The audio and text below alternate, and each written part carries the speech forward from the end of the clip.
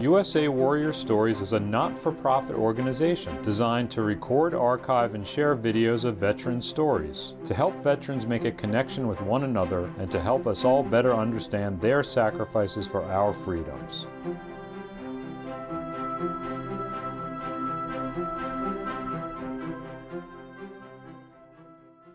I have everything to blame on my own for being a homeless vet. I had an alcohol problem, and I drank all my money away, and I became homeless. I went to the bottle for everything, good or bad.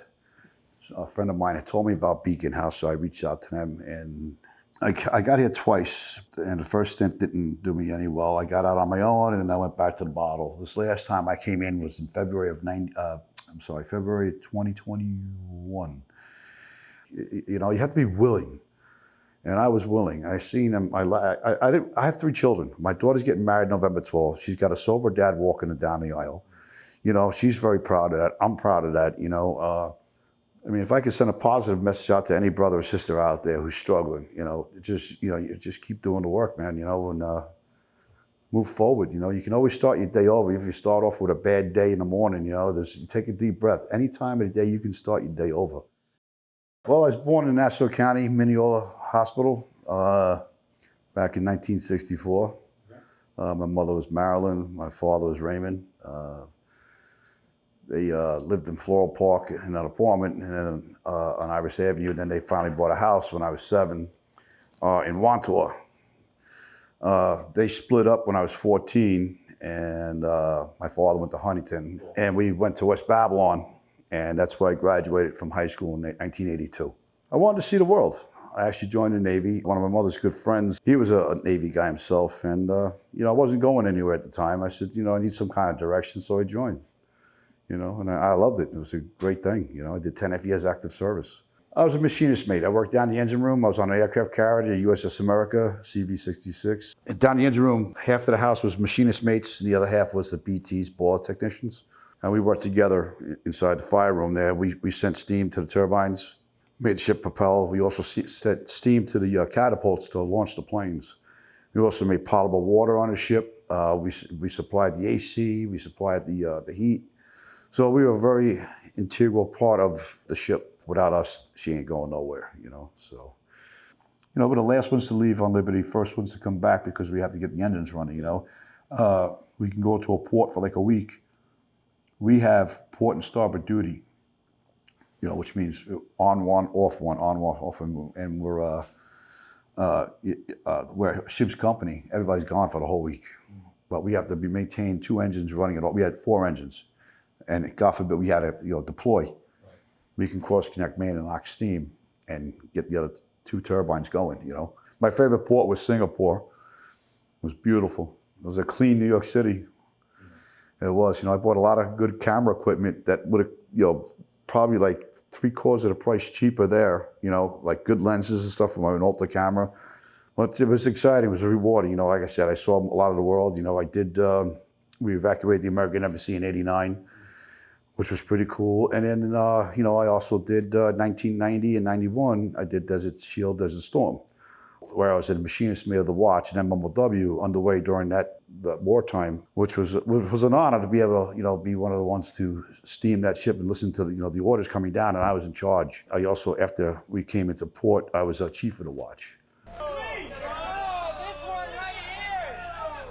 We always ask our veterans to tell us an amusing anecdote or something funny that happened to them in the military. I know military humor is a little different than civilian humor. I guess maybe when I became a shellback crossing the equator. So I mentioned earlier before I was in the engine room, we were 7 decks below the waterline. So we all chained together in our skivvies, which is our underwear, and t-shirts turned inside out and our boots. And we had to crawl 7 decks up to the hangar bay, which is a whole non-skid area, on our hands and knees, chained together, and then go up to the flight deck for the initiation.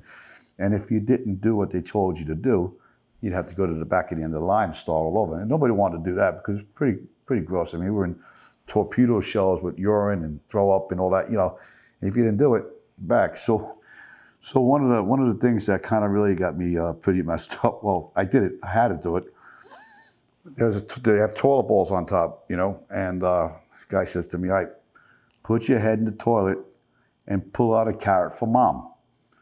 Now, mind you, in this toilet, there's puke, there's piss, there's all pubic hairs all over it. Again, you gotta go back to, I did it. I pulled out that carrot and like this, you know, and that's, I mean, there's other memories, but that was pretty foul. At the end of the initiation, they take you, you're stripped down, all your clothes, and you throw it overboard, and they fire hose you down, you know, and then you know. But yeah, that's one of the ones that really stick out, you know. Good times. I had a pretty good career going with it. I wish I would have stayed to 20, but unfortunately, they offered me a tour. I had to go back out to sea after I did shore duty, and then they wanted to go to Sigonella, Italy, which would have cost me 1 year. I was married at the time, and I had 2 kids, and my in-laws didn't want their daughter and their grandchildren going to Italy. Now, the 1 year overseas would have counted as 2, so I opted out. I did everything right for them, but not for me. And it turns out they all passed on, and I'm divorced. So, but it's all good. Can't cry over spilt milk, you know? Right. The transition from the military to civilian life, for me, personally, it wasn't that bad. I know a lot of other veterans have a difficulty. I was able to find work right off the bat because of my background. The work was fine. I mean, I used my skills in the military to proceed in the civilian life. Mm-hmm. So that was never a problem. My divorce, my separation from my wife really took off. That pained me like there was no tomorrow. And today we still don't talk. We talk when we have to. And that's how I got broke, because of the drink. I went to the bottle for everything, you know, good or bad. I had gotten a DWI. I had an ankle monitor on.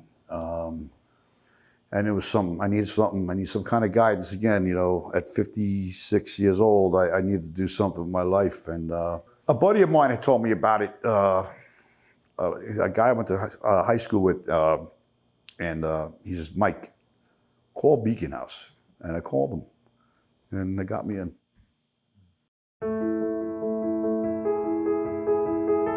Safe, permanent housing. That was our mission from day one, to bring homeless veterans from homelessness to safe, affordable housing. You know, it was a lot of hard work, and I had the team here at Beacon House support, which is great, and I can't say enough about them for what they did for me.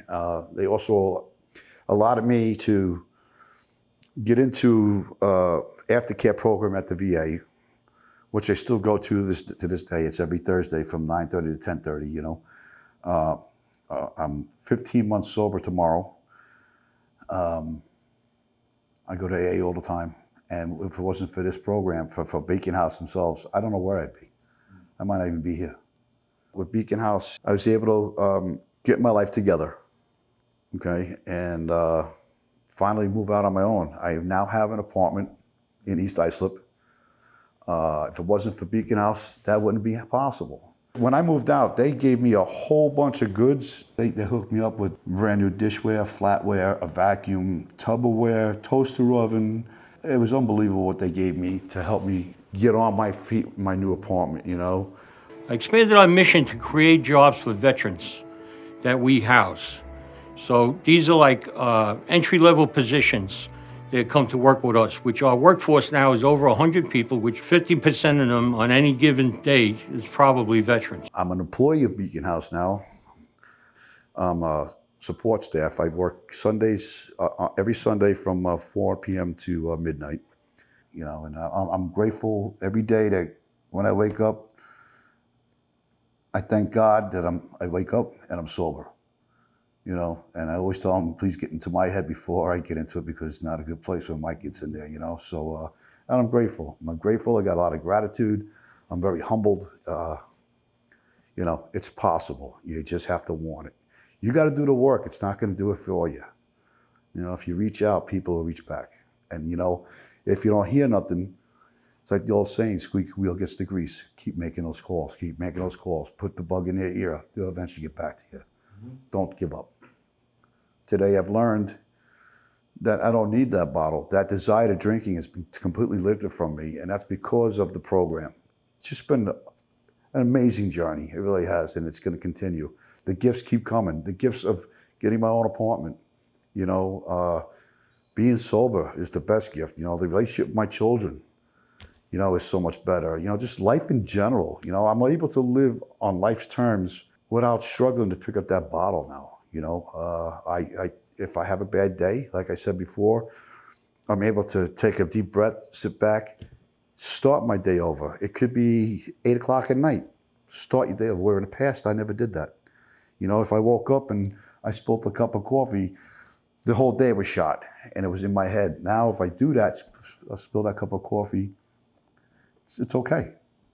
It's okay, you know. It's out of my control. So I just sit back and I start my day over. You know, now I'm giving back, hopefully, to another veteran, whether it be a brother or sister, who gets this message and sees that it's possible. You got to do the right thing. You know, you got to be willing to turn your life around inside the Beacon House because it's an opportunity. It's great. It's great. I can't say enough good about Beacon House. Forever grateful. I cannot pay them back for what they did for me.